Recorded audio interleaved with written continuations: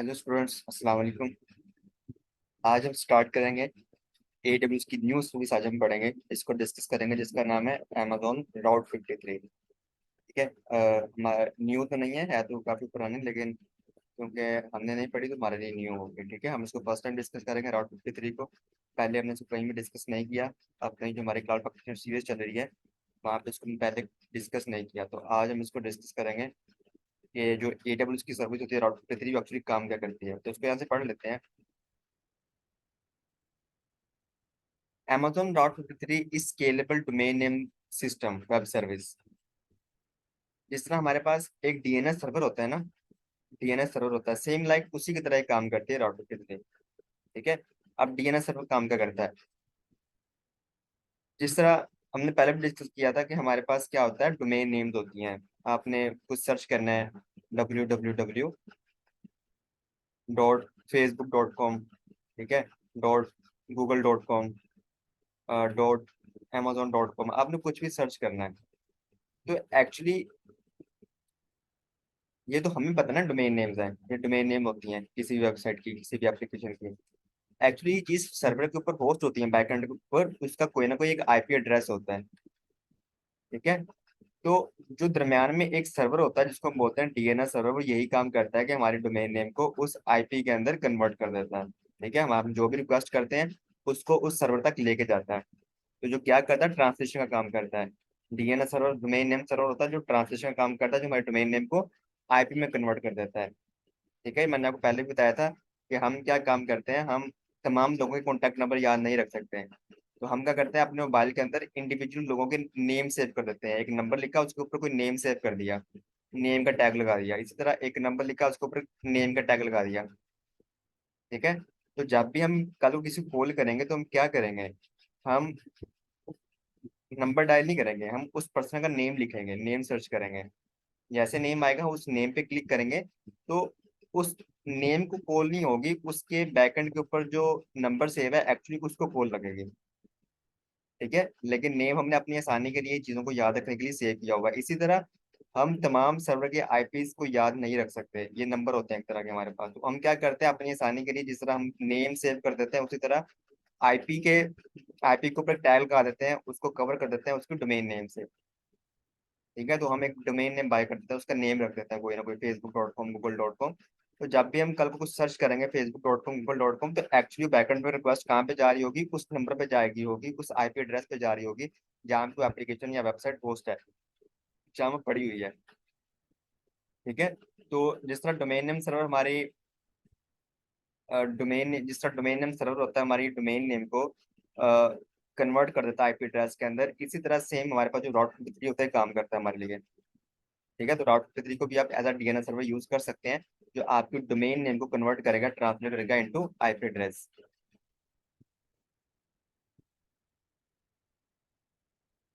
तो इसके और भी फीचर्स होते हैं। आप यहाँ पे क्या कर सकते हैं, रजिस्टर और ट्रांसफर डोमेन नेम। आपने एक EC2 बनाया, EC2 के ऊपर आपने एप्लीकेशन को बना दिया, एप्लीकेशन डिप्लॉय कर दिया, वेबसाइट आपने वहां पे बना दी, वेब पेज बना दिया आपने वहां पे जाके। अब ऑब्वियसली जब हम आज तक जितनी भी लैब कर रहे थे EC2 की, तो हम क्या करते थे, अपने EC2 को पब्लिक IP लेके इसको वहां कॉपी करते थे यहाँ पे, और देखते हैं क्या वो एक्सेस हो रहा है कि नहीं हो रहा। लेकिन हमेशा हम इस तरह तो नहीं करेंगे, हम हर किसी को पब्लिक IP तो नहीं देंगे अपने यूजर्स को। हम क्या करेंगे, उसको एक नेम देंगे, डोमेन नेम देंगे उस अपनी एप्लीकेशन को। ठीक है। तो कुछ भी हो सकता है, school.com, web3.com, आप कुछ भी नेम रख सकते हैं उसका। ठीक है, mywebsite.com। तो वो जो आपने नेम लेना है, डोमेन नेम लेनी है आपने, वो यहाँ से भी ले सकते हैं, .3 से वो कह रहा है, आप यहाँ से परचेज भी कर सकते हैं। तो ये भी इसका एक फंक्शन होता है। ठीक है। आप आपके पास जो है ना,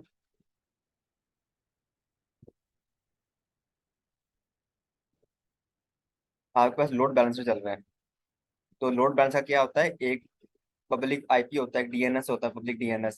तो ऑब्वियसली हम हमेशा उसी को यूज नहीं करेंगे, हम उसके अकॉर्डिंगली उसको एक डोमेन नेम देंगे। ठीक है, कोई कोई भी हो सकता है, अगर आपकी E-commerce वेबसाइट है उसके हिसाब से होगा, अगर आपको कोई कोई और वेबसाइट एप्लीकेशन है, गेमिंग वेबसाइट, तो उस हिसाब से होगा कोई डोमेन नेम। तो जब भी कोई इसको सर्च करेगा तो एक्चुअली कहाँ पे रिक्वेस्ट आएगी, हमारे लोड बैलेंसर के ऊपर आएगी। तो वो जो हम उसको डोमेन नेम देते हैं, हम बाय करते हैं, वो कह रहे हैं कि आप .3 से भी इसको बाय कर सकते हैं। ठीक है, बाय करके वहीं पर रजिस्टर कर लें उसको, .3 से आप उसको बाय कर सकते हैं। जिस तरह GoDaddy होता है, और भी डिफरेंट होस्टेस होते हैं, ठीक, वेब होस्टिंग होता है। वहां से भी हम डोमेन नेम बाय करते हैं, तो आप वहां से भी कर सकते हैं, यहाँ से भी कर सकते हैं, Route53 से रजिस्टर भी कर सकते हैं। यहाँ से बाय करके आप यहीं पे रजिस्टर हो जाएगा, और ट्रांसफर भी कर सकते हैं। अगर फर्ज कर लें आपकी एप्लीकेशन यहाँ पे चल रही है EC2 के ऊपर, लेकिन आपने डोमेन नेम लिया हुआ है ना, वो आपने GoDaddy से, की थर्ड पार्टी से लिया हुआ है, उसका डोमेन नेम या उस वेबसाइट नेम के दूसरे पार्टी से लिया हुआ है, थर्ड पार्टी से, GoDaddy या वेब होस्टिंग किसी से लिया हुआ है, तो आप उसको यहाँ पे ट्रांसफर भी कर सकते हैं। ठीक है, तो ये भी दोनों काम आप यहाँ पे कर सकते हैं। Resolve domain name to IP address, तो ये क्या काम करता है, सेम लाइक डीएनएस सर्वर काम करता है, कि जिस तरह डीएनएस सर्वर हमारी डोमेन नेम को ट्रांसलेट करता है इनटू आईपी एड्रेस, उसी तरह राउट 53 भी हमारे लिए काम करता है। राउट रिक्वेस्ट बेस्ड ऑन, यहाँ पे डिफरेंट हम यूज करते हैं चीजें, इसको हम बाद में डिस्कस करेंगे आगे जाके। डिस्ट्रीब्यूट ट्रैफिक अक्रॉस रीजन्स, आप अपने यहाँ पे ना लोड बैलेंसर और राउट 53 के दरम्यान एक डिफरेंस याद रखना है। हमने पढ़ा था कि अगर लोड बैलेंसर क्या काम करता है, लोड बैलेंसर आपके ट्रैफिक को डिस्ट्रीब्यूट करता है, ठीक है, कैसे करेगा, कि फर्ज कर ले आपके जो है ना एक सर्वर यहाँ पे है और एक सर्वर यहाँ पे है, तो हाफ ट्रैफिक को यहाँ फॉरवर्ड करेगा और हाफ ट्रैफिक को आपके यहाँ फॉरवर्ड करेगा। लेकिन शर्त क्या होनी चाहिए, क्या कंडीशन होनी चाहिए यहाँ पे, किसी को याद है कंडीशन क्या होनी चाहिए यहाँ पे? कंडीशन यहाँ पे ये होनी चाहिए कि दोनों जो हमारे सर्वर हैं वो सेम रीजन के अंदर हों। ठीक है, सेम रीजन के अंदर हो, या सेम अवेलेबिलिटी जोन के अंदर हो, या डिफरेंट अवेलेबिलिटी जोन भी हो तो चलेगा, कोई ऐसा इशू नहीं है। लेकिन अगर फर्ज कर लें एक और रीजन है, यहाँ पे भी आपका सर्वर पड़ा हुआ है, और आप लोड बैलेंसर को कहते हो कि आपने हाफ ट्रैफिक को यहाँ फॉरवर्ड करना है, तो वो नहीं करेगा। तो जो लोड बैलेंसर होता है वो दिन सेम रीजन काम करता है, क्रॉस रीजन काम नहीं करेगा लोड बैलेंसर आपका। ठीक है, लेकिन जो Route 53 होता है उसको आप इस पर्पज के लिए यूज कर सकते हो, अक्रॉस रीजन। अगर ट्रैफिक को डिस्ट्रीब्यूट करवाना है अक्रॉस रीजन, तो उसके लिए आप फिर क्या यूज करोगे, Route 53 का यूज करोगे। Route 53 आपके एक रीजन के अंदर भी ट्रैफिक फॉरवर्ड करेगा, और दूसरे रीजन के अंदर भी उसको फॉरवर्ड कर सकेगा। तो लोड बैलेंसर और Route 53 के अंदर डिफरेंस यही होता है कि जो लोड बैलेंसर होता है वो विद इन सेम रीजन काम करता है, लेकिन जो Route 53 होता है वो क्रॉस रीजन भी काम करता है।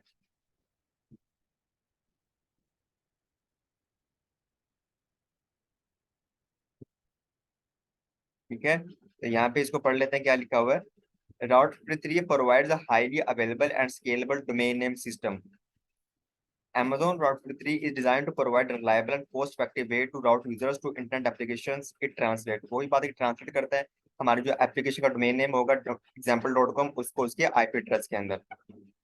ठीक है, जब भी कुछ सर्च करेंगे Facebook.com, Google.com, तो वो रिक्वेस्ट कहाँ पे आएगी, Route 53 के ऊपर आएगी। Route 53 उस रिक्वेस्ट को लेके हमारे उस सर्वर तक ले जाएगा जहाँ पे वो डोमेन नेम होस्ट है, जहाँ वो एप्लीकेशन उस डोमेन नेम से होस्ट पड़ी हुई है। Amazon Route 53 connect user request infrastructure that is running in the AWS, example of EC2, load balancer, ऐसे डिफरेंट चीजें हो सकती है। यहाँ पे आपको ये बता रहा है कि जो Route 53 होता है ना वो आपके लिए डिफरेंट काम कर सकता है, लाइक कि अगर कहते हैं कि जो Route 53 है वो मेरी रिक्वेस्ट को फॉरवर्ड करे आपके सर्वर के ऊपर, EC2 के ऊपर, तो वो फॉरवर्ड करेगा, ये भी काम कर सकता है, आपके सर्वर के ऊपर रिक्वेस्ट को फॉरवर्ड कर देगा। अगर आप चाहते हैं कि वो लोड बैलेंसर के ऊपर फॉरवर्ड करें, तो वो लोड बैलेंसर के ऊपर आपकी रिक्वेस्ट को फॉरवर्ड करेगा। ठीक है, अगर आप चाहते हैं कि मेरी को वेबसाइट पड़ी हुई है S3 के अंदर, कोई स्टैटिक वेबसाइट है, वेब पेज बना हुआ है वहाँ पे, और उसको भी मैंने जो है ना वो कोई डोमेन नेम देना है। ठीक है, तो उसके लिए भी फिर आप Route 53 आपका ये भी काम कर देगा कि आप यहाँ से डोमेन बाय करेंगे, और आपकी जो भी रिक्वेस्ट आएगी Route 53 के ऊपर वो उसको यहाँ पे फॉरवर्ड कर देगा S3 के ऊपर। ठीक है, वो किस तरह करते हैं, वो सारी कॉन्फ़िगरेशन होती है वहाँ पे, सी नेम रिकॉर्ड होते हैं, उसको अपडेट करना पड़ता है, डिफरेंट रिकॉर्ड वहाँ पे अपडेट करने पड़ते हैं। तो वहाँ पे हम ये बताते हैं Route 53 के अंदर कि वहाँ में ना रिकॉर्ड सेट हम बनाते हैं, उसमें हम ये बताते हैं कि Route 53 के ऊपर जो भी रिक्वेस्ट आएगी उसको आपने ट्रांसफर कहाँ पे करना है। वो फिर अगर S3 है तो S3 का यूआरएल यहाँ पे डालेंगे, अगर हमारे पास ये वाले सर्वर है तो इनका आईपी वहाँ पे डालेंगे, अगर ये वाला हमारे पास अगर आपने रिक्वेस्ट को आप यहाँ पे फॉलो करना चाहते हैं लोड बैलेंसर के ऊपर, तो जो लोड बैलेंसर का डीएनएस होता है, पब्लिक आईपी होता है, उसको आप यहाँ पे रिकॉर्ड सेट के अंदर अपडेट करोगे। ठीक है, तो इस तरह डिफरेंट चीजें होती हैं, उसको हम आप लैब में भी करेंगे, आगे इसकी लैब आ रही है।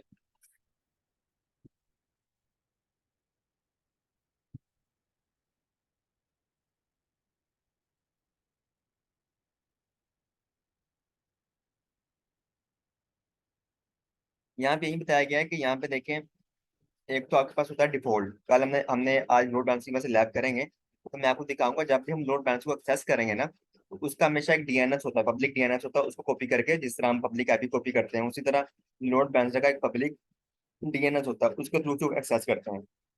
ठीक है, लेकिन अगर आप चाहते हैं कि मैं उसको डोमेन नेम दे दूं अपनी वेबसाइट को, तो वो भी आप राउटर थ्री के थ्रू कर सकते हैं। ठीक है, तो फिर जब भी आपकी कोई रिक्वेस्ट राउटर थ्री के ऊपर आएगी, तो वो उसको कहाँ फॉरवर्ड कर देगा? लोड बैलेंसर के ऊपर कर देगा, क्योंकि आपने उसके रिकॉर्ड सेट वहां पे डाले हुए हैं।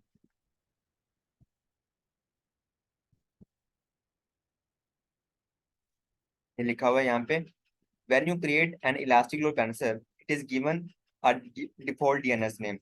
जिस तरह हम EC2 बनाते हैं तो उसको एक पब्लिक आईपी मिल जाता है, इसी तरह जब हम लोड बैलेंसर बनाते हैं तो उसको डिफॉल्ट डीएनएस नेम मिल जाता है, एक पब्लिक आईपी की तरह का जो काम करता है।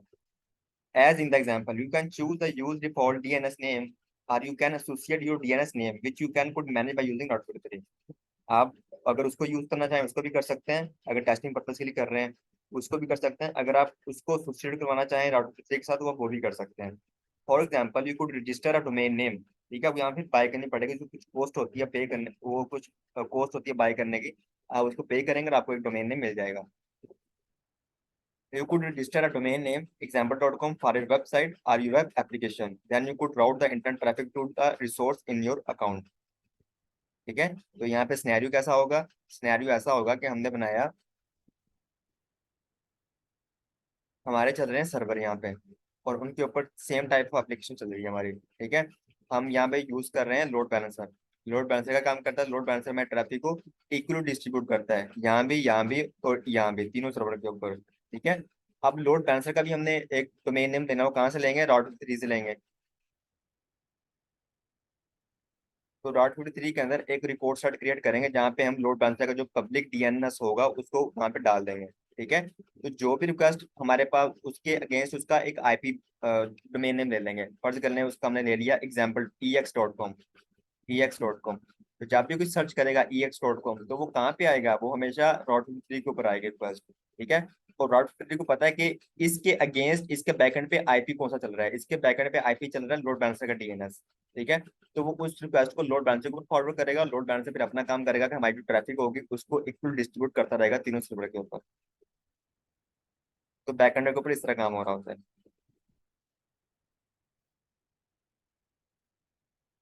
तो वहां पे होता है एक सी नेम रिकॉर्ड होता है, जो हम क्रिएट करते हैं। C name record redirect DNS queries to DNS record। For example, you can create a CNAME record that redirect queries from apex.example.com to ACME to ACM। फर्ज कर लें ये आपके जो है ना वो लोड बैलेंसर का है, और ये आपका Route43 का है, तो जो भी आपकी रिक्वेस्ट यहाँ पे आएगी वो यहाँ पे नेक्स्ट डेस्टिनेशन के ऊपर फॉरवर्ड कर दी जाएगी। तो ये कह रहे हैं कि आप यहाँ पे लोड बैलेंसर भी का भी यूज कर सकते हैं। आप यहाँ पे अगर S3 को के ऊपर अपने ट्रैफिक को रिडायरेक्ट करना चाहें वो भी कर सकते हैं, अगर आप अपने ट्रैफिक को क्लाउड फ्रंट के ऊपर रिडायरेक्ट करना चाहें तो वो भी कर सकते हैं। तो मल्टीपल डेस्टिनेशन के ऊपर हम ट्रैफिक को डिस्ट्रीब्यूट करवा सकते हैं। फिर हमारे पास आता है डिफरेंट राउटिंग पॉलिसीज। जिस तरह हमने पढ़ा ऑटो स्केलिंग, ऑटो स्केलिंग के अंदर डिफरेंट स्केलिंग पॉलिसीज होती हैं। इसी तरह Route43 के अंदर भी डिफरेंट राउटिंग पॉलिसीज होती हैं, हमने किस तरह यूज करना है। ठीक है, तो Route43 के अंदर कुछ 7 तरह की पॉलिसीज होती हैं, जिसको हम डिस्कस कर लेते हैं। फर्स्ट होती है सिंपल राउटिंग पॉलिसी। अगर आप कोई पॉलिसी यूज नहीं कर रहे हैं, तो वहां पे जो बाइट फोल्ड लगेगी वो आपकी सिंपल राउटिंग पॉलिसी लगेगी। सिंपल राउटिंग पॉलिसी कुछ नहीं होती, सिंपल, जो मैंने आपको अभी एग्जांपल दे रहा था वो आपकी सिंपल राउटिंग पॉलिसी की एग्जांपल थी। ठीक है, आपने क्या किया? Route43 के अंदर कोई रिपोर्ट सेट क्रिएट कर दिया कि जब मेरे रिक्वेस्ट आए आपने उसको लोड बैलेंसर के ऊपर, या उसको S3 के ऊपर, या आपने उसको किसी सर्वर के ऊपर रिडायरेक्ट करना है। ठीक है, तो जब भी रिक्वेस्ट उसके ऊपर आएगी उस डोमेन नेम के ऊपर, तो डोमेन नेम कहाँ होगा? Route43 के ऊपर। तो Route43 उसको रिडायरेक्ट कर देगा एसोसिएट कोरस्पेंडिंग डेस्टिनेशन के ऊपर। तो ये हमारी होती है सिंपल स्पेलिंग पॉलिसी, जहाँ पे हम कोई अपना दिमाग नहीं लड़ाते, या वहाँ पे कोई भी ऐसे टेक्निकल काम हम नहीं करते हैं। ठीक है, सिंपल को कॉन्फ़िगर करते हैं और हमारी जो ट्रैफिक है वो हमारे सर्वर तक आ जाती है। तो ये हमारी होती है सिंपल स्केलिंग पॉलिसी, जहाँ पे हम कुछ भी नहीं करते हैं। ठीक है, फिर आती है हमारे पास weighted routing policy. Weighted routing policy क्या काम करती है? Use to route traffic to multiple resources in proportion that you specify. यहाँ पे हम क्या करते हैं? चीजों को स्पेसिफाई करते हैं, वेटेड कर देते हैं। फर्ज करते हैं, मैं आपको एग्जांपल देता हूँ। वेटेड राउटिंग पॉलिसी के अंदर ये होता है कि जब आपकी कोई रिक्वेस्ट आएगी राउट 3 के ऊपर, ठीक है, अब राउट 3 आगे आगे ट्रैफिक को डिस्ट्रीब्यूट कर रहा है दो रीजन के ऊपर, एक रीजन यहाँ पे है और एक रीजन यहाँ पे है, ठीक है। तो आप वहाँ पे स्पेसिफाई कर सकते हो कि जो 60% ट्रैफिक है या 70% ट्रैफिक वो आपने यहाँ पे रिडायरेक्ट करनी है, और जो 30% ट्रैफिक है उसको आपने इस रीजन के अंदर रिडायरेक्ट करना है। तो वो इसी तरह अकॉर्डिंगली काम करेगा, जो भी ट्रैफिक इंटरनेट से आएगी, ठीक है, तो उसको 70% यहाँ पे भेजेगा, फॉरवर्ड करेगा, और 30% यहाँ पे फॉरवर्ड करेगा। तो आप डिफरेंट यहाँ पे प्रोपोर्शन का यूज कर सकते हैं वेटेड एवरेज के अंदर, जिसको हम बोलते हैं वेटेड एवरेज राउटिंग पॉलिसी, ठीक है, जहाँ पे हम जो ना परसेंटेज बताते हैं कि हमें इस रीजन के ऊपर आपको कितनी ट्रैफिक चाहिए या इस रीजन के ऊपर आपको कितनी ट्रैफिक चाहिए। तो वहाँ पे हम यूज करते हैं वेटेड एवरेज राउटिंग पॉलिसी का। फिर हमारे पास आता है latency routing policy. Latency routing policy क्या होता है, दोबारा एग्जांपल पे आते हैं हम।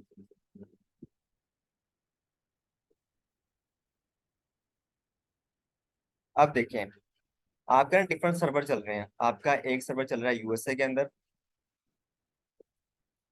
ठीक है, एक सर्वर आपका चल रहा है यूके के अंदर, एक आपका सर्वर चल रहा है ऑस्ट्रेलिया के अंदर, ठीक है, और एक आपका यूएई के अंदर चल रहा है सर्वर। इस तरह डिफरेंट सर्वर आपके अक्रॉस द रीजन पूरी दुनिया में फैले हुए हैं, ठीक है।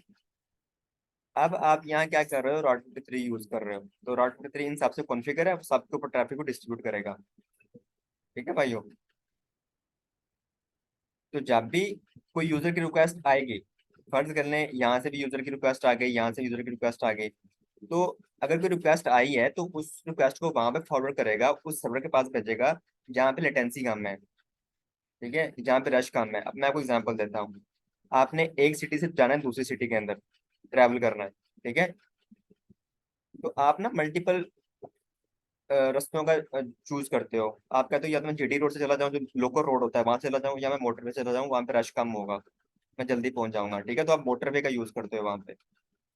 इसी तरह जब भी कोई रिक्वेस्ट आएगी किसी रीजन से या कहीं से भी रिक्वेस्ट आएगी किसी भी यूजर की, तो रॉट 53 उसको फॉरवर्ड कर देगा, उसको रिडायरेक्ट कर देगा किसी ऐसे सर्वर के पास जहाँ पे उसको जल्दी रिस्पॉन्ड मिल सके, ठीक है, जहाँ पे उसको वेट ना करना पड़े, जहाँ पे उसको जो है ना रिजल्ट जल्दी मिल जाए, जहाँ पे लेटेंसी कम हो। तो रॉट 53 इसको हम बोलते हैं latency based routing policy. Latency based routing policy, तो ये हमारी लेटेंसी बेस्ड राउटिंग पॉलिसी होती है, ठीक है। अब फर्ज मैं आपको एग्जाम्पल देता हूँ, एक पर्सन है, वो इंडिया में बैठा हुआ है, ठीक है, उसने हमारी एप्लीकेशन को एक्सेस किया www.ex.com, उसने उसको सर्च किया, और वो कहाँ पे आई रिक्वेस्ट, डॉट 53 के ऊपर। डॉट 53 अब ये देखेगा कि इस रिक्वेस्ट को मैं कहाँ पे भेजूँ जहाँ पे इसको जल्दी रिस्पॉन्ड मिल जाए, मैं उसको यूएसए के पास भेजूँ, मैं उसको यूके के अंदर भेजूँ, या मैं उसको ऑस्ट्रेलिया के अंदर भेजूँ, ठीक है, वो इन चीजों को देखेगा कि जहाँ पे रश कम हो, जहाँ पे टेंसी कम हो, जहाँ पे उसको जल्दी रिस्पॉन्ड मिल जाए, तो वो उस रिक्वेस्ट को यहाँ भी भेज सकता है, यहाँ भी फॉरवर्ड कर सकता है, यहाँ भी फॉरवर्ड कर सकता है, किसी भी सर्वर के पास उसको फॉरवर्ड कर देगा, ठीक है, जहाँ से वो जल्दी रिस्पॉन्ड मिल जाए। तो इसको हम बोलते हैं लेटेंसी बेस्ड राउटिंग पॉलिसी। अगर हम चाहते हैं कि हमारे यूजर को कहीं भी डाउन टाइम ना देखने को मिले, उनको जल्दी रिस्पॉन्ड मिले, लेटेंसी लेटेंसी इश्यूज ना आए उनको वहाँ पे, तो वहाँ पे फिर हम लेटेंसी राउटिंग पॉलिसी का यूज करते हैं, ठीक है।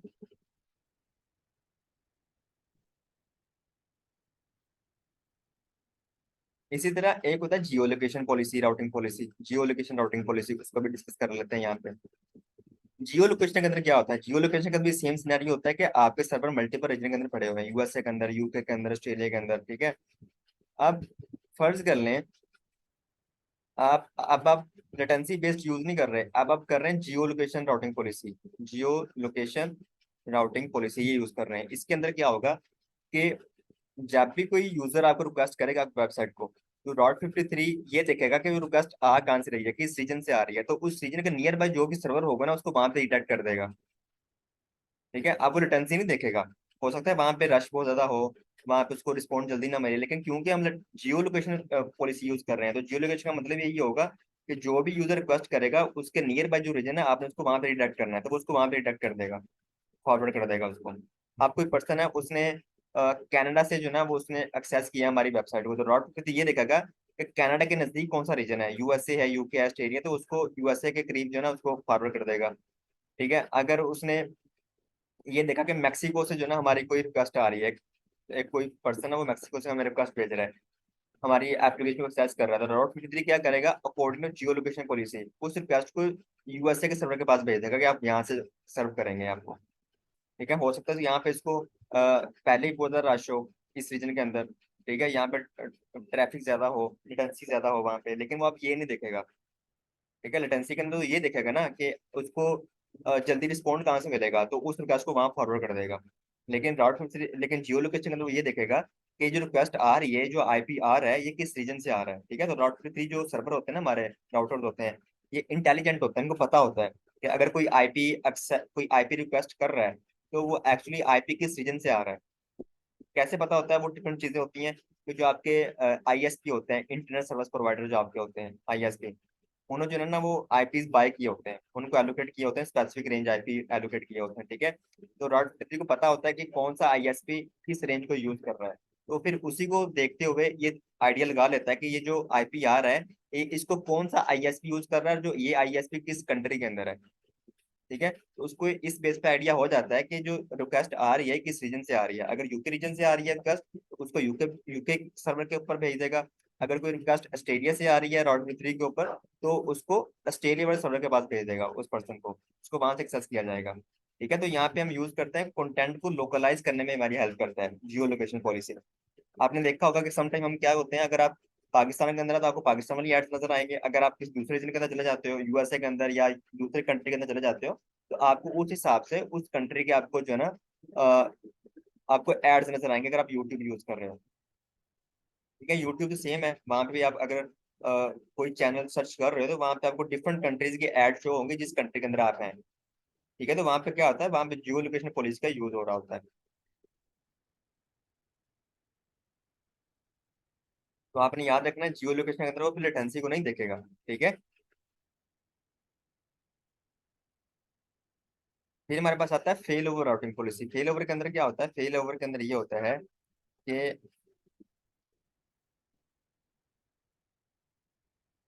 डॉट 53 है ये आप, ठीक है, इसके ऊपर कोई रिक्वेस्ट आती है तो आपका एक रीजन ये है और एक रीजन आपके पास ये है। तो जब भी कोई रिक्वेस्ट आएगी, जो डॉट 53 है वो रिक्वेस्ट यहाँ भी भेज रहा है और यहाँ भी भेज रहा है। अगर ये रीजन डाउन हो जाता है तो ये तमाम रिक्वेस्ट को यहाँ फॉरवर्ड कर देगा इस रीजन के ऊपर, इसको हम बोलते हैं फेल ओवर। ये हमारा हो गया फेल ओवर, एक चीज फेल हुई, उसको फौरन से शिफ्ट कर दिया, फॉरवर्ड कर दिया दूसरे रीजन के ऊपर। तो जो राउट 50 होता है ये हमारा फेल ओवर का काम भी करता है। तो अगर आप fail over routing policy use कर रहे हैं तो आपको ये भी फायदा यहाँ पे मिलेगा। सेम लाइक जिस तरह हमने पढ़ा था, लोड बैलेंसर काम करता है। इसी तरह multi value answer routing policy होता है, use when you want route 53 respond to DNS query with up to 8 healthy record selected random. तो यहाँ पे हम क्या करते हैं, मल्टी वैल्यू के अंदर हम राउट, जब हम मल्टी वैल्यू यूज करते हैं ना, multi value answer routing policy, इसके अंदर हम क्या करते हैं, इसके अंदर हम राउट 3 के अंदर 8 डिफरेंट सर्वर के जो ना वो आईपीज डाल देते हैं कि जब भी कोई रिक्वेस्ट आए उनको इस सर्वर के कहीं से भी एक्सेस किया जा सकता है। ठीक है, उनको आप कहीं भी ट्रांसफर कर सकते हैं इन सर्वर के ऊपर। तो जब भी कोई रिक्वेस्ट आएगी तो वहां पे फिर जो राउट 3 है वो फिर ये भी देख सकता है कि आपको आपका रीजन कौन सा नजदीक है, वो फिर आपकी जियो लोकेशन को भी यूज कर सकता है, लेटेंसी को भी यूज कर सकता है, लेटेंसी कहाँ पे काम आ रही है। तो नियर बाई जो भी आपका सर्वर होगा जहाँ पे आपकी लेटेंसी कम हो रही होगी वहां पे आपको फॉरवर्ड कर देगा आपके रिक्वेस्ट को। तो वहां पे हम बोलते हैं मल्टी वैल्यू, जहाँ पे हम डिफरेंट आईपी का यूज करते हैं राउट 3 के अंदर, कि ये हमारे सर्वर हैं, उनके यही आईपीज हैं, आपने यहीं से सर्व करना है हमारे जो भी रिक्वेस्ट है।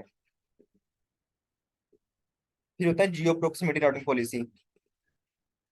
जियो प्रोक्सिमिटी के अंदर ये होता है, अगर आप ये राउटिंग पॉलिसी जब आप राउटर 3 जब आप यूज करते हो जियो प्रोक्सिमिटी, तो यहाँ पे क्या होता है जियो प्रोक्सिमिटी के अंदर, आप फर्ज कर लें आपका जो है ना एक रीजन है, ठीक है,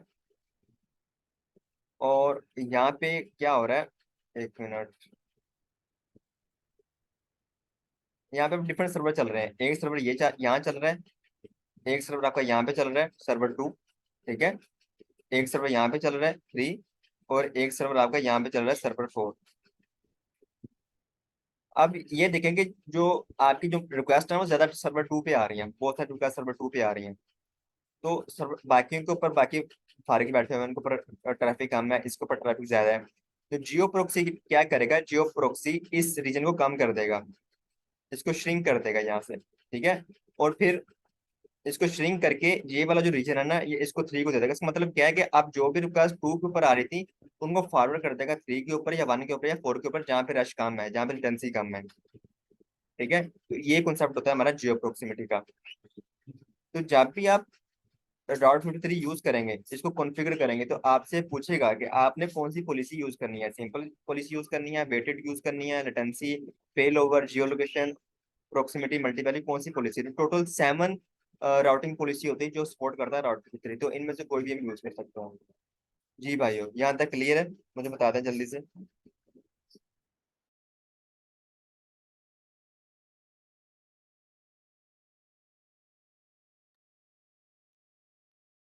जी, आफ्ताब, भारत, बिलाल, फाइजा, कैलाश, हारून, साइम।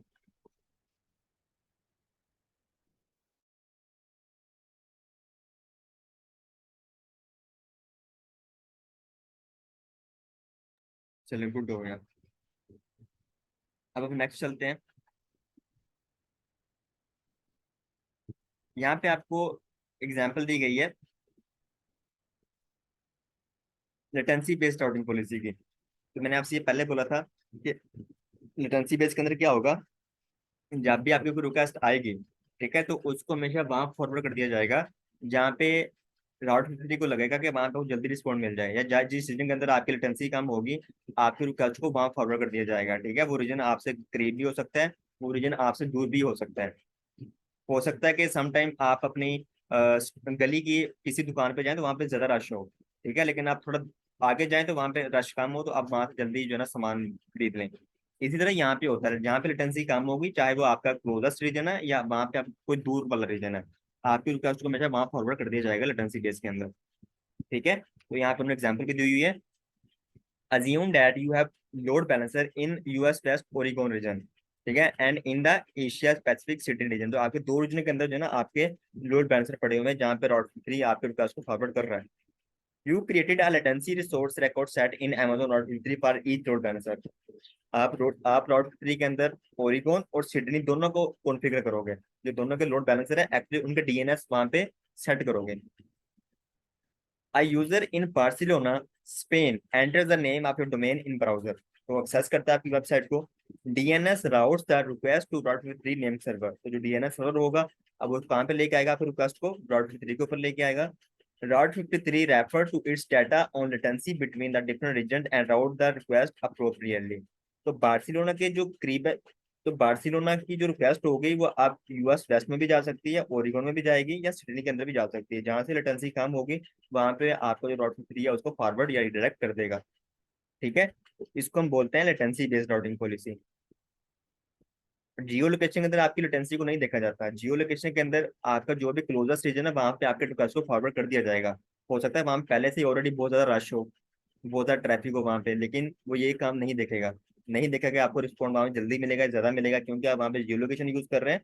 तो आपके क्लोजर रीजन जो भी होगा वहां पे आपके रिक्वेस्ट को फॉरवर्ड कर दिया जाएगा जियो लोकेशन के अंदर। ब्लू ग्रीन डिप्लॉयमेंट भी हम यूज करते हैं Route 53 के अंदर, जिसको हम बोलते हैं weighted routing, shift traffic from old system to new system. अब फर्ज कर लें आपको दो रीजन चलते हैं, ठीक है, आपके दो रीजन चल रहे हैं, तो जहाँ वहां पे हमने बोला था कि आप वेटेड एवरेज का यूज कर सकते हैं। अब फर्ज कर लें आप कहते हैं कि 50% आपने जो है ट्रैफिक को शिफ्ट करना है दोनों तरफ, दोनों रीजन के ऊपर, तो Route 53 सेम काम करेगा। इसी तरह आप बाद में इंक्रीज भी कर सकते हो, 50 से 60 कर सकते हो, 70, 80, 90।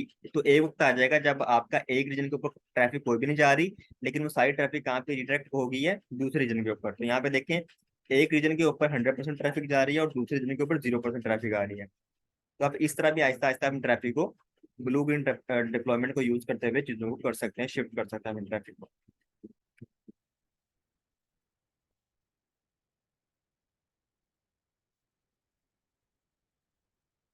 जी स्टूडेंट, यहाँ तक क्लियर है?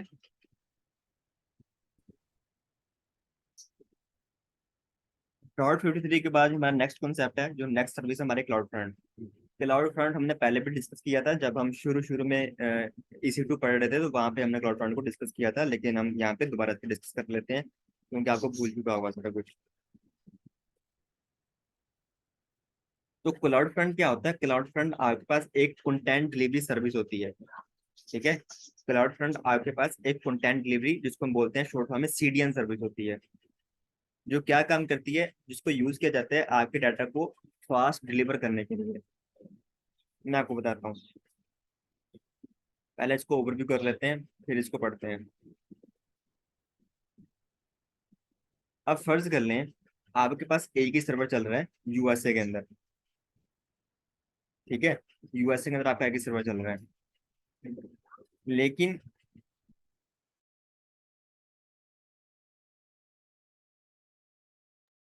यूएसए के अंदर आपका एक ही सर्वर चल रहा है। अब लेकिन वो जो सर्वर है जहाँ पे जो आपकी एप्लीकेशन चल रही है उस सर्वर के ऊपर, उसको पूरी दुनिया से लोग एक्सेस कर रहे हैं, ठीक है। यूके से भी रिक्वेस्ट आ रही है उसके ऊपर, पाकिस्तान से भी आ रही हैं, ठीक है भाइयों। वहां पे आपके पास इंडिया से भी आ रही है, तो डिफरेंट रीजन से आ रही है आपके रिक्वेस्ट। ऑब्वियसली जो यूएसए के लोग होंगे या नियर बाय जो लोग होंगे उस रीजन के, उनको तो जल्दी रिस्पॉन्ड मिल जाएगा, क्योंकि वहाँ पे डिस्टेंस कम है। अगर डिस्टेंस कम है तो वहाँ पे लेटेंसी इश्यूज भी कम होंगे। लेकिन जो दूर से रिक्वेस्ट आ रही है पाकिस्तान से, इंडिया से, तो वहाँ पे डिस्टेंस ज्यादा है, तो वहाँ पे लेटेंसी भी ऑब्वियसली ज्यादा होगी वहाँ पे, ठीक है। तो उनको जरा रिस्पॉन्ड कम मिलेगा, या वहाँ पे उनको रिजल्ट जल्दी नहीं मिलेगा, एप्लीकेशन वहाँ पे लेटेंसी इश्यूज आएंगे उनको, एप्लीकेशन जल्दी रिस्पॉन्ड नहीं करेगी उन्हें।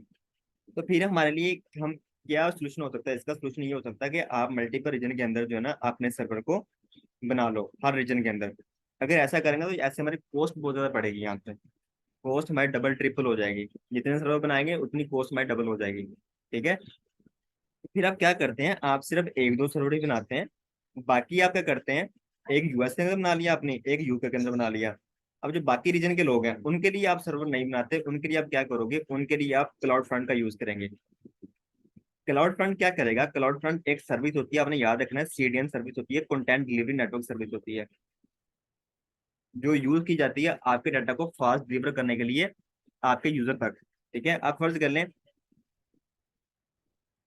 आपकी एप्लीकेशन के अंदर कुछ जो डाटा पड़ा हुआ है ना, तो वो सारा उठ के कहाँ पे आ जाएगा, क्लाउड फ्रंट के थ्रू आपकी एज लोकेशन के ऊपर आ जाएगा। एक्चुअली पूरी दुनिया के अंदर जो है ना, वो छोटी छोटी एज लोकेशन बनी होती हैं, जहाँ पे आपके डाटा को कैशी कर लिया जाता है। वो एज लोकेशन कौन सी होती हैं, वो एडब्ल्यूएस के अपने डाटा सेंटर भी हो सकते हैं, या एडब्ल्यूएस वालों ने जो हमारे पास होते हैं, आपके आईएसपी होते हैं, उनके डाटा सेंटर भी हो सकते हैं।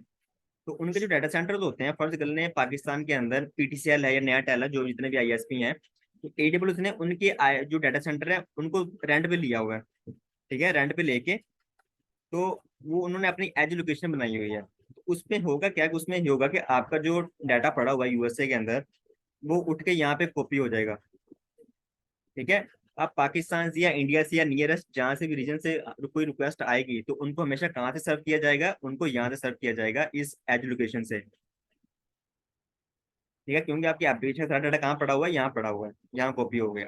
तो ये किसके थ्रू हुआ है, ये क्लाउड फ्रंट के थ्रू हुआ। तो क्लाउड फ्रंट एक ऐसी सर्विस है, जो एक सीडीएन सर्विस है, जो एज लोकेशन को यूज करते हुए आपके यूजर तक आपके डाटा को फास्ट पहुंचाती है, फास्ट डिलीवर करती है, फास्ट डिलीवरी करती है, ठीक है। तो ये हमारे पास एक कॉन्सेप्ट होता है क्लाउड फ्रंट का और सीडीएन का।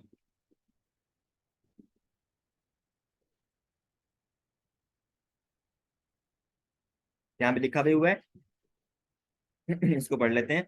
Cloud front is a web service that speeds up the distribution of static and dynamic web content, ठीक है। आपका चाहे डायनामिक कंटेंट है या आपका स्टैटिक कंटेंट है, उसको फास्ट डिलीवर करती है, किसको, टू यूजर्स।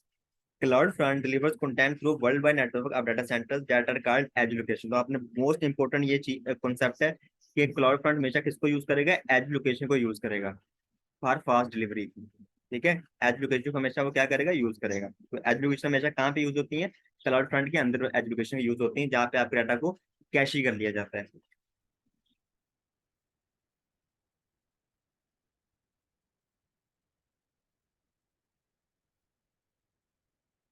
तो यहाँ पे देखें, to deliver content to your users Amazon cloud front uses a global network of edge location. तो पूरी दुनिया में एक एज लोकेशन का नेटवर्क बना हुआ है, ठीक है। छोटे छोटे पॉइंट, इसको हम पॉइंट ऑफ प्रेजेंस भी बोलते हैं, ये भी आपने याद रखना है। जो एज लोकेशन होती हैं इनको हम पॉइंट ऑफ प्रेजेंस भी बोलते हैं, जो पूरी दुनिया में होते हैं। By using CloudFront, you can use multiple locations around the world to deliver your content using a CDN. CDN मतलब Content Delivery Network Service, CloudFront. Enable your users to interact with your applications with low latency. As a result cloud front enable you to scale out, save money and improve application performance. तो यहाँ पे आपकी cost भी कम पड़ जाती है, आपको server नहीं बनाने पड़ते, वहाँ आपकी परफॉर्मेंस भी ज्यादा हो जाती है, ताकि क्योंकि आपके यूजर को फास्ट डिलीवरी हो रही है आपके डाटा की। ठीक है। तो एक होता है एजुकेशन, एक होता है रीजनल एजुकेशन। तो वो और कॉन्सेप्ट होता है, वो आप पढ़ेंगे सोल्यूशन ऑडिट के अंदर जाके, वो अभी मैं यहाँ पे आपको डिस्कस नहीं कर रहा, नहीं बता रहा, वो फिर जो है ना वो, क्योंकि जब, चलो मैं बता देता हूँ आपको। एक होता है एजुकेशन, एक होता है रीजनल एजुकेशन। ठीक है, वैसे आपसे इतना डीप पूछा नहीं जाएगा। एजुकेशन क्या होता है कि नबी आपका है पॉइंट ऑफ प्रेजेंस होता है जो पूरी दुनिया में होते हैं, इस तरह कुछ छोटे छोटे जो है ना होते हैं, डाटा सेंटर्स बने होते हैं। आईएसपी वालों ने रेंट पे लिए होते हैं, एडब्ल्यूएस वालों ने, एडब्ल्यूएस वालों को अपने भी हो सकते हैं, या जो आईएसपी होते हैं उनके भी हो सकते हैं। अब फर्ज कर लें आपके पाकिस्तान के जो ना आपकी एप्लीकेशन के लिए ये यूज हो रहा है, ये जो एजुकेशन है ये यूज हो रही है। ठीक है। तो आपकी एप्लीकेशन का सारा डाटा कहाँ पे कॉपी हो रहा है, यहाँ पे कॉपी हो रहा है, यहाँ से यूके से निकल के। ये है एजुकेशन। ठीक है। लेकिन जब भी हमारा कोई डाटा होता है यहाँ पे, तो ऑब्वियसली उसको कितनी देर के लिए रखना है वहां पे, हम उसको अब लाइफ टाइम के लिए तो नहीं रख सकते वहां पे। क्यों नहीं रख सकते? क्योंकि हो सकता है एप्लीकेशन के अंदर हमने कोई चेंजिंग की हो, उसको अपडेट किया हो, वहां पे न्यू डाटा ऐड कर दिया हो, हमने ओल्ड डाटा को डिलीट कर दिया हो। ठीक है। अब फर्ज कर लें हमारा एप्लीकेशन डाटा यहाँ पर आया हुआ है, एजुकेशन के ऊपर यहाँ पड़ा हुआ है, तो लोग यहाँ से एक्सेस कर रहे हैं डाटा को। अब एप्लीकेशन को मॉडिफाई कर दिया, अपडेट कर दिया, वहां पे डाटा चेंज हो गया हमारा, तो लेकिन जो लोग हैं वो तो पुराने डाटा को यहाँ पे यूज कर रहे हैं। ठीक है। तो ऐसा भी नहीं हम करेंगे, तो वहां पे फिर हम क्या करते हैं, कॉन्सेप्ट होता है टीटीएल का, टाइम टू लिव, कि वहां पे कितनी देर के लिए डाटा को रखना है। तो जितनी देर के लिए वहां पे डाटा पड़ा रहेगा, उसके बाद आपका डाटा वहां से उठ के आफ्टर स्पेसिफाइड टाइम पीरियड एक होती है एज लोकेशन, वहां पे जाकर स्टोर हो जाएगा। ठीक है। सॉरी, ये इसको हम बोलते हैं रीजनल एजुकेशन, ये होती है रीजनल एजुकेशन, ये होती है सिर्फ एजुकेशन। ठीक है। ये रीजनल वाइज होती हैं, ये कम होती हैं, ये ज्यादा होती हैं। रीजनल जो होती है कम होती हैं, रीजन वाइज होती हैं। जो एजुकेशन होती हैं बहुत ज्यादा बनी होती हैं, ये उससे ज्यादा बनी होती हैं। तो हमारा जो डाटा है यहाँ से उठ के यहाँ पे सेव हो जाएगा, तो अगर कल को जरूरत पड़े तो उसको यहाँ से दोबारा से हम क्या करें, उठा के यहाँ दोबारा कॉपी कर लें, फिर एप्लीकेशन से ना उठाना पड़ेगा डाटा को। तो ये कुछ चीजें होती हैं, इसका खैर थोड़ा और डीप टाइप में जाना पड़ेगा, तो इसको आप पढ़ेंगे कुछ मिनट के अंदर जाके। ठीक है। तो ये कोर्स के अंदर वैसे इंक्लूड नहीं है रीजनल एजुकेशन।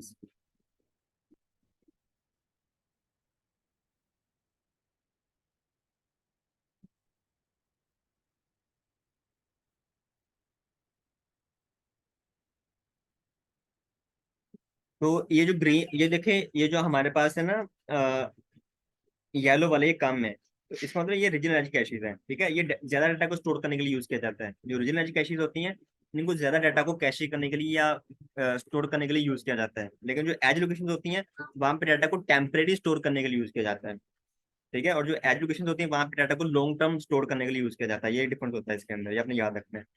एज लोकेशन के ऊपर डाटा को टेम्परेरी या शॉर्ट टर्म के लिए स्टोर करने के लिए यूज किया जाता है, लेकिन जो रीजनल एजुकेशन होती है वहां पे वास्ट अमाउंट ऑफ डाटा, ज्यादा डाटा और लॉन्ग टर्म के लिए स्टोर करने के लिए इसको यूज किया जाता है।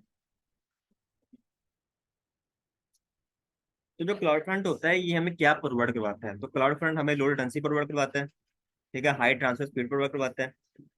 और यहाँ पे हमें जो है ना वो कॉस्ट कैसे पड़ेगी, पे फॉर डाटा ट्रांसफर, जितना हम डाटा यूज कर रहे हैं उतना पड़ेगी, यहाँ पे कोई भी नो अपफ्रंट कमिटमेंट नहीं होती हमारी। ठीक है। इसको सिर्फ आपने यहाँ से पढ़ लेना है, वीडियो को पॉज करके यहाँ से पढ़ लें, बाकी चीजें वही जो मैंने आपको बताई गई।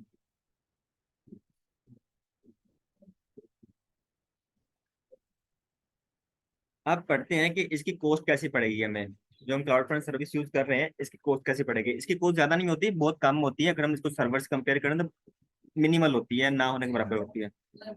लाइक इसकी कॉस्ट हमें इस बेस पे आएगी कि हम जो एज लोकेशन यूज कर रहे हैं, ठीक है, वो किस रीजन के अंदर यूज कर रहे हैं। एक तो ये हो गया, क्योंकि हर रीजन के अंदर हम, मैंने को बताया था जब हम फर्स्ट लेक्चर पढ़ रहे थे, तो मैंने आपको प्राइसिंग कैलकुलेटर एक यूज किया था। मैंने आपको बताया था कि वहाँ पे जब हम अपना रीजन चेंज करते हैं तो हमारी जो प्राइस होती है, जो हमारी कॉस्ट होती है, वो भी वेरी करती है। तो हम किस रीजन के अंदर इस सर्विस को यूज कर रहे हैं वो बताएगी, वो मैटर करेगी। ठीक है। वो डिसाइड करेंगे कि हमें कॉस्ट कितनी पड़ेगी।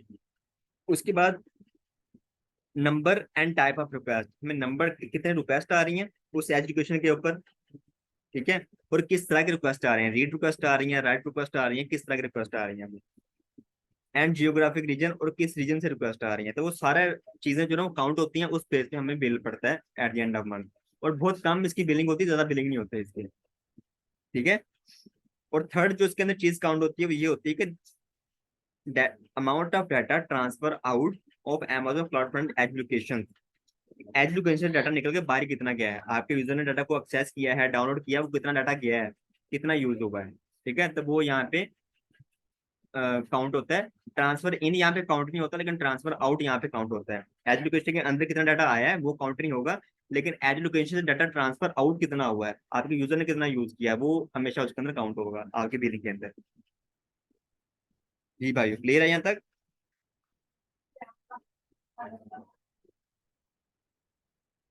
ये बहुत इंपॉर्टेंट होता है, इसको पढ़ लें। ये इसकी एक जो है ना, एक इसका समरी होती है, इसको पढ़ लिया करें, बहुत इंपॉर्टेंट होता है। तो जिस तरह यहाँ पे देखें, क्लाउड फ्रंट की एक उन्होंने डिटेल में डेफिनेशन लिख दी है। Cloud front is a content delivery network service, CDN service.